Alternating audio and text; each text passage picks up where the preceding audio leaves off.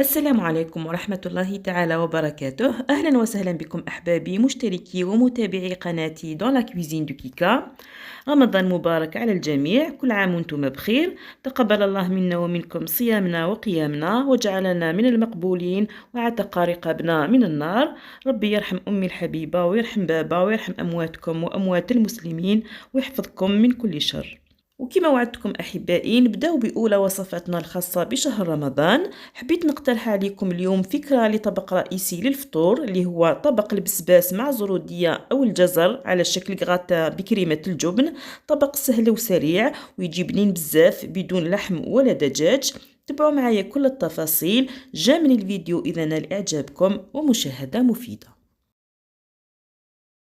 إذا حبيباتي بالنسبة لمكونات هذا الطبق نحتاج في البداية إلى كيلو تاع بسباس. كنت نقيته قطعته بشكل طولي كما راكم تشوفوا، وعندي حوالي 4 حبات متوسطة تاع الجزر ولا زرودية قطعتها إلى حلقات بهذه الطريقة. استعملت هذه القطاعة. إذا راح نطيبهم على البخار نص طياب، نحط لهم فقط شوية تاع الملح ونرجع نكمل معكم. بعد ما طابت الخضره تاعنا كما قلنا ما لازمش نطيبوها بزاف باش ما تذوبش معنا. نحضر 2 مقلات، نحط لهم ملعقه كبيره تاع زبده نذوبها على نار هادئه. بسم الله. نحط اولا زروديه في المقله الاولى. بسم الله.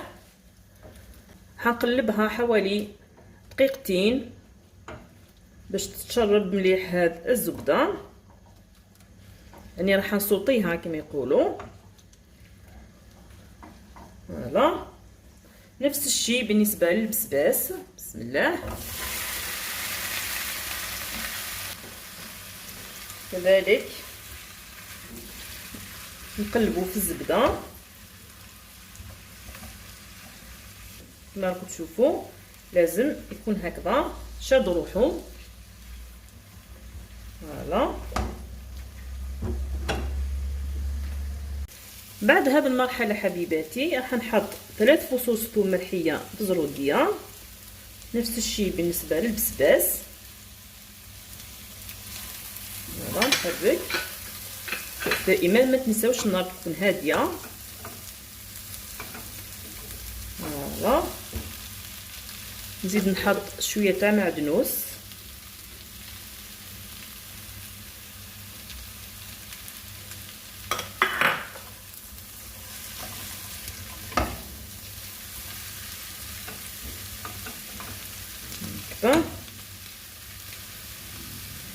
نحط شويه فلفل اسود.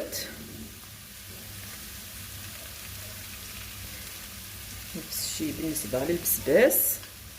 عندي رشه خفيفه فقط تاع القرفه هكذا تروش. نحط شويه تاع الملح. نحركهم مع بعض.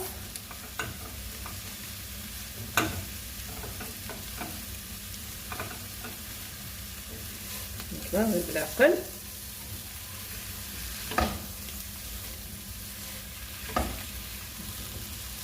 هذه هي الطريقه اللي نديرو بها لي ليغوم سوتي، يعني اي خضره لوبيا ولا حتى جلبانه قرعه بطاطا نديروها بنفس الطريقه. ترافقوا بها اي نوع من انواع اللحوم، سواء غوتي تاع الدجاج ولا اللحم. يلا كما راكم تشوفوا طريقه ولا اسهل، راح تجيكم الخضره تاعكم بزاف بنينه. في الاخير نحط 2 ملاعق كبيره تاع كريمه طازجه، كريمه تاع الطبخ بزروديه مع البسباس بهذه الطريقه. فرك نخليها تقريبا دقيقه واحده ونطفي عليها، نخليها تبرد ونجوزو نحضروا مع بعض الكريمه تاع الجبن.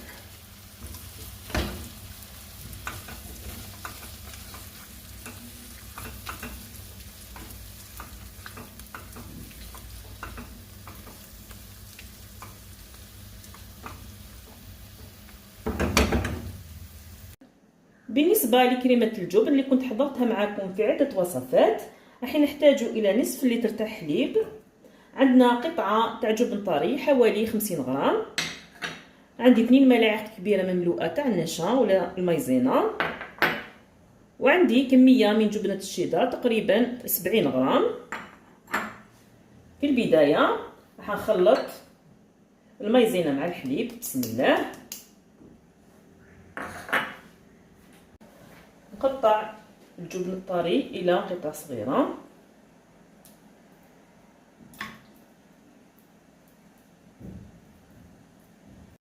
نخلط كل شيء مع بعض حتى تذوب المايزينا، ونحطها على نار متوسطه مع التحريك دون توقف حتى تعقد الكريمه تاعنا، ونكملوا فيما بعد.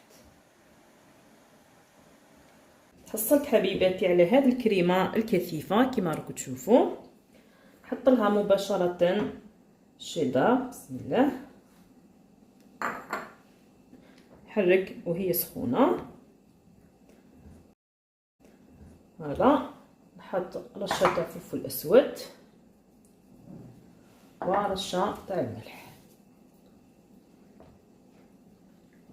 هيك خليها تذوب بجهه ونكملوا المرحله الاخيره. حضر طبق تاع الفرن نكونوا دهناه بشويه تاع الزبده. بسم الله. حنحط كميه صغيره تاع كريمه الجبن بالقاعده تاع القالب تاعنا، نوزعها بهذا الشكل.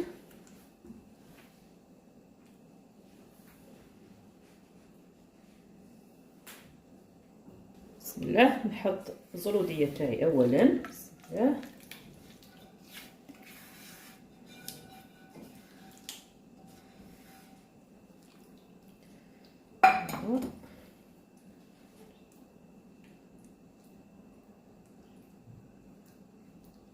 نسويها بهذه الطريقه. والله راح يجيكم طبق ولا اروع. هذا طبق بدون لحوم ويجي من اشهى ما يكون. نزيد نحط شويه تاع معدنوس. عندي هنا شويه تاع لا شابلور الخبز اليابس، نوزع تقريبا ملعقه كبيره، وشويه تاع الشيدر دائما. ونجيب البسباس تاعي. بسم الله. نحاول نحطو غير بالعقل هكذا.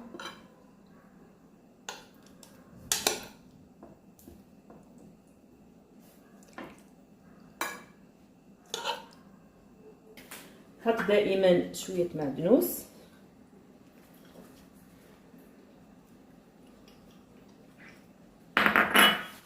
وشويه تاع لا شابلور.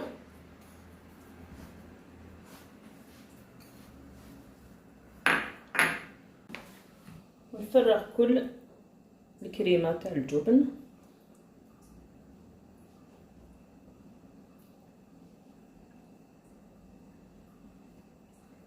نغطي كامل البسباس تاعي بهذه الطريقه.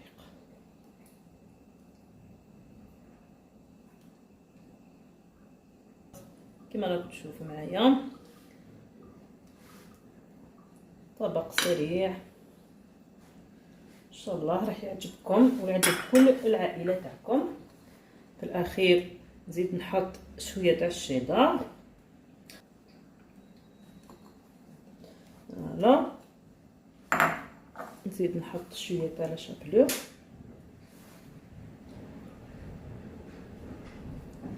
نمسح فقط هاد الحواف. فوالا. وندخلو مباشره الفرن اللي كنت سخنته مسبقا على 180 درجه يتحمر تقريبا مده 15 دقيقه، ونشوفوه في الاخير جاهز في طبق التقديم. ها هو حبيباتي شكل الطبق تاعنا بعد ما طاب. لاحظوا كيفاش جا محمر، شكله يشهي، شهيتكم في الجنه ان شاء الله. كنا حضرنا بسباس وزروديه صوتي مع كريمه الجبن، طبق سهل وخفيف بزاف بنين. شوفوا معايا كيفاش جا. رافقت حبيباتي الطبق تاعي بشويه بطاطا مقليه مع سلطه بسيطه، بالاضافه طبعا الى شوربه ولا حريره. ان شاء الله يكون طبق اليوم نال اعجابكم. جربوه وحطوا لي آراءكم في التعليقات. نلتقي بإذن الله في وصفة جديدة. دمتم أوفياء لقناتكم. تقبل الله منا ومنكم الصيام والقيام. ما تنسوش أمي الحبيبة بصالح دعواتكم بالرحمة والمغفرة. صح فطوركم. تحياتي.